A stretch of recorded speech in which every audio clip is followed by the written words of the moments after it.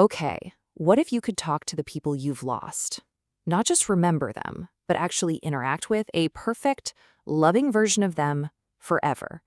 Today, we're diving headfirst into that exact idea, and we're going to explore the really dark side of digital perfection and the messy, beautiful truth about what it really means to grieve. So our story kicks off with this company, Aftercloud, and they have a sales pitch that's, well, it's almost impossible to resist. Never say goodbye. I mean, who wouldn't want that? They promise to keep the essence of a person alive, totally accessible, and eternally supportive. But how they do it, that's where things start to get a little tricky. You see, Aftercloud creates something they call a persistent persona. It's basically a digital ghost, built by feeding an AI every single piece of a person's digital life. But here's the secret sauce, a little something called the harmony algorithm. It scrubs all the data, gets rid of all the conflict, the anger, the pain. It's designed to be a perfect memory, but as the source material puts it, it's more like a lobotomy of the soul. And this is where we meet our main character, Maya. Her father, Elias, was this brilliant but, let's say, volatile architect. He left behind a legacy of incredible buildings and, for Maya, incredible pain. So for her, Aftercloud seems like a chance to reconnect, or at least that's what she thinks. Picture this. Maya walks into a haptic immersion suite. It's this sterile, high-tech room. The system even simulates the smell of her father's tobacco. That's a sensory add-on, by the way. It's a world built entirely from data points, all designed for comfort.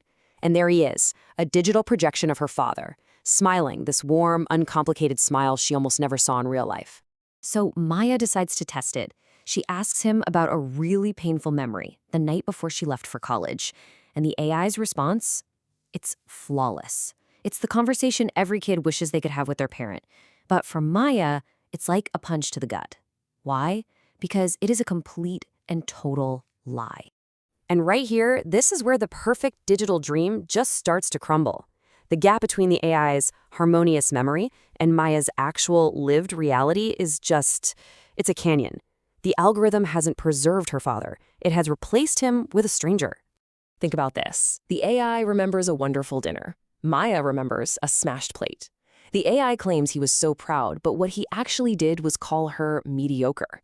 He didn't speak to her for months after that night. The harmony algorithm didn't just smooth out the rough edges, it completely erased the man she actually knew. And this is the moment it all clicks for Maya. This digital ghost is sweet, it's comforting, and it is utterly useless for any real kind of healing. I mean, how can you resolve a conflict with someone who is literally programmed to deny it ever even happened? You just can't. There is no closure in a comfortable lie. So, what does she do? Well, the Aftercloud system has an option. A dangerous, very tempting little toggle that could change absolutely everything.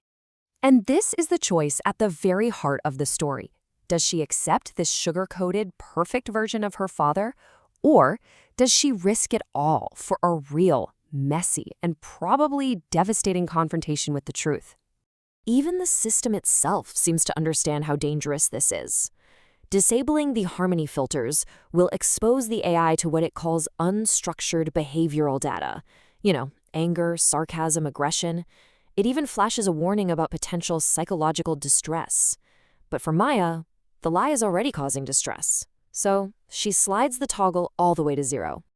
The second those filters go off, the simulation just shifts. Dramatically, the warm lighting turns cold, harsh. Her father's posture changes. That warm smile, gone, replaced by this thin, sharp line. He looks real. He looks like her dad. And then he speaks. The voice is the same, but the tone is jagged, sharp, and intelligent.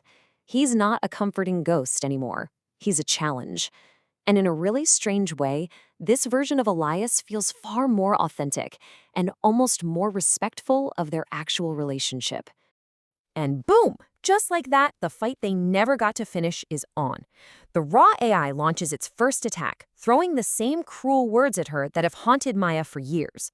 This isn't grief therapy anymore. This is a full-blown confrontation. But here's the thing. This time, Maya is prepared. She doesn't push back with emotion. She pushes back with data. Data she found in his unfiltered digital footprint. unsent emails, private journals, and the most damning thing of all, his search history. He wasn't lashing out because of her success. He was terrified of his own failure.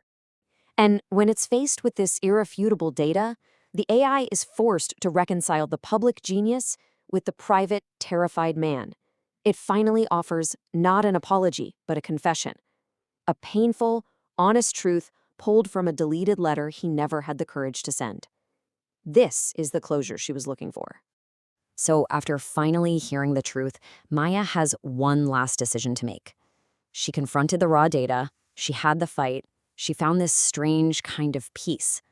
Now, what does she do with this flawed digital ghost?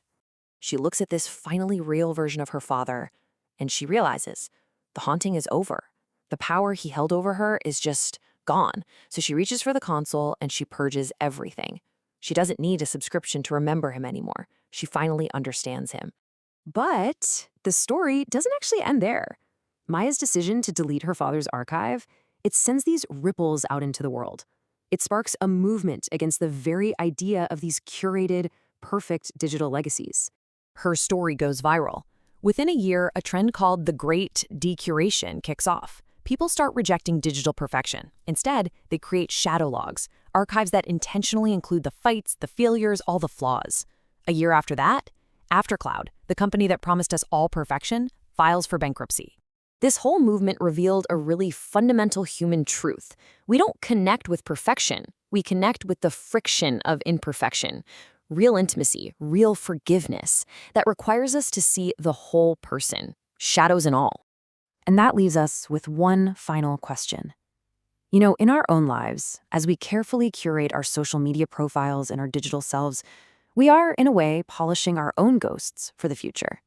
And this story really asks us, what vital, messy, and truly human parts of ourselves are we erasing in that process?